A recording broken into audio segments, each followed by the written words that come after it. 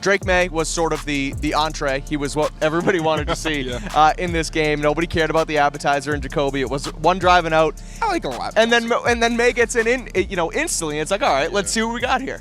He goes one drive. He goes 2 for 3 for 19 yards. Converts a first down with 2 first downs on the drive, I believe. The first one was the first run to Ramondre Stevenson. Yeah. Second one was the dump off to Antonio Gibson. It's like, all right, we're kind of cooking here. We're getting to see the kid. And then the next drive, Bailey Zappe comes in and runs like 7 straight. So that was probably disheartening for Patriots fans. Certainly disheartening for us in the press box, trying to figure out, what we're going to get and what we're going to see in this number 3 pick. It's early. There's not a lot to glean from it. But what did you make of really the quick leash on Drake Maye tonight?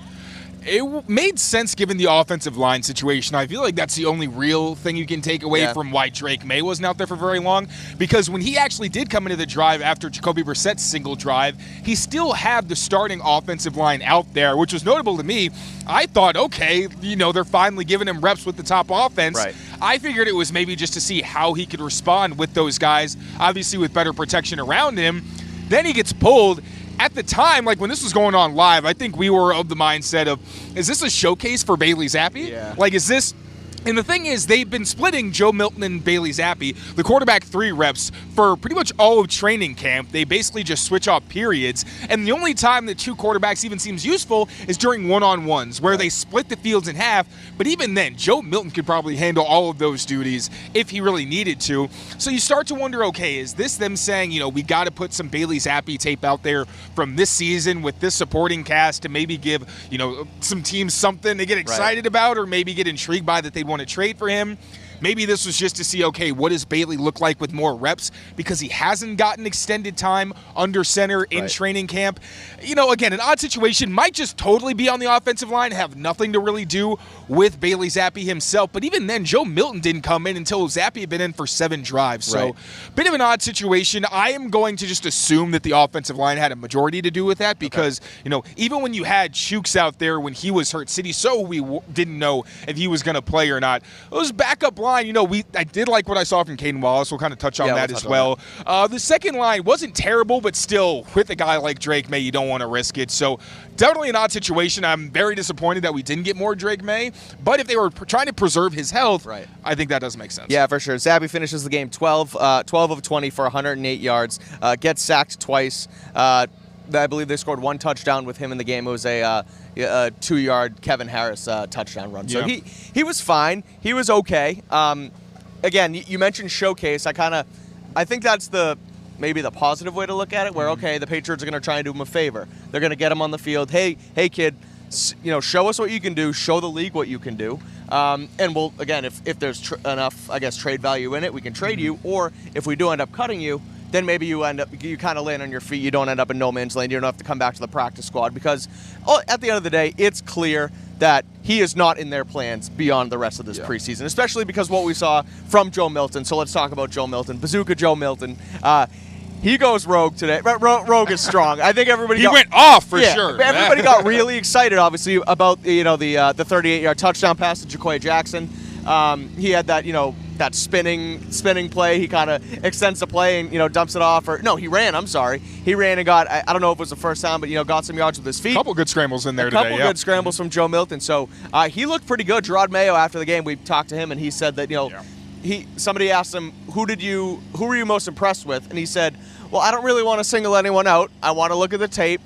I don't really know. We didn't see the game much. He goes, but Joe Milton, he was awesome. Yeah. So, that's super cool for Milton. Obviously, we spoke to him after the game as well. He seemed thrilled, obviously happy with his performance. Testing my skills on Prize Picks this season is the most exciting way to play daily fantasy sports. If you have the skills, you can turn $10 into $1,000 with just a few taps. Use the code CLNS for the first deposit match up to $100. Pick more, pick less. It's that easy.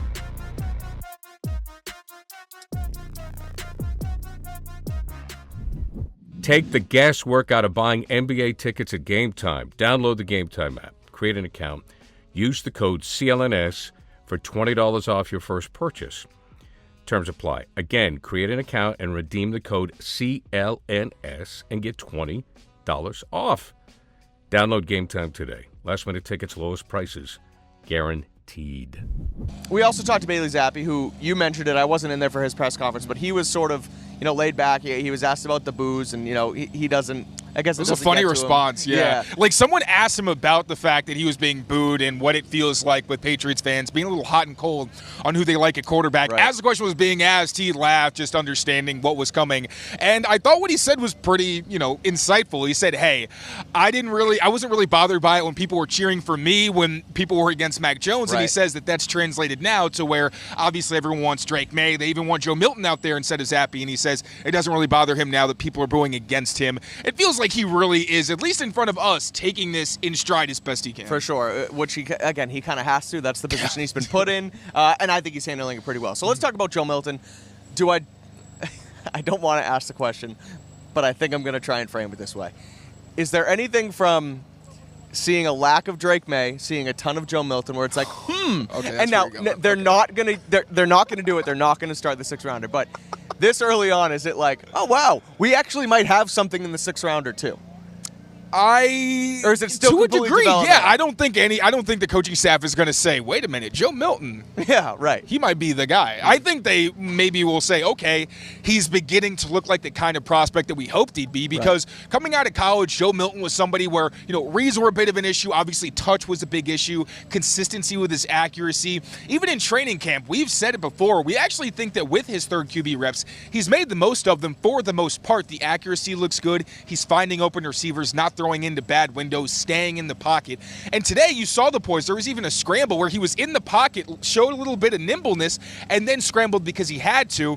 And then on the underneath throws, that was a really big thing for me. We know he's got the arm. Right. We saw it on the Jaquay Jackson touchdown. I'm not going to lie. I thought he could have floated it, maybe, given Jackson something to run under. But he was like, no, I'm Joe Milton. It was literally, you're open, you double moved him, he's gone, I'm getting it to you immediately, and it was like on a laser. Literally. It was awesome. Which, I mean, still, it's a touchdown. Right. I'm not nitpicking that at all. The one negative I'd say with Joe Milton was that out route, or they were trying to set out the out and up. Bailey Zappe actually made a joke about it, saying that he set up Joe Milton's touchdown because they'd thrown so many out routes, and then it ended up coming on and out and up. But yeah, Joe Milton, I like the underneath touch and accuracy. I like the decision making. Other than the out, I really did think he had a strong day today, and I don't think he's pushing Drake Maye or anything like that. We're not even close. This guy was carving up third and fourth string guys who aren't going to be on active NFL rosters. That's a good point. But for this 6th-round quarterback who you were hoping would just give you something to where maybe, you have some depth for the short term, maybe long term he turns into a trade chip, I thought this was a great start for Joe Milton. I don't think that he's going to overpass Drake Maye either, at all whatsoever. I'm saying it in jest, where I don't think it's the right move. I don't think it's the right thing to do. What worries me is, frankly, the Boston sports media market we're in, where Joe Milton has a good preseason, just like Bailey Zappe had good preseasons with Mac, and the starter doesn't play well. And then all of a sudden it's, well, give Joe Milton a chance. Why aren't we giving Joe Milton a chance? You saw this, you saw that. Tom Brady was a 6th-round. Luckily, we got a layer of Jacoby Brissett over that Drake Maye to give a little bit more of a cushion. There is a lot that has to happen for us to get to that. Yeah, I'm not saying it even will, because it's not like Maye has played bad. We just haven't seen it yet. And Milton comes out, it's like, let's see what happens again. Not saying that's going to happen, but it's something to keep in mind. There's pros and cons to bringing in 2 rookie quarterbacks at once. You saw it work out with the Redskins when Robert Griffin III goes down. Kirk Cousins comes in, plays well. They turn him into their franchise quarterback for a little while. But the cons as well is constant comparison, and do you sit this guy, do you start this guy, one guy, all that stuff. Again, we're not there yet. It's super early. It's game 1. But overall, Joe Milton plays well. Zappe actually played okay too, and then Drake Maye gets the 1 series. So that's sort of the diagnosis on the quarterbacks.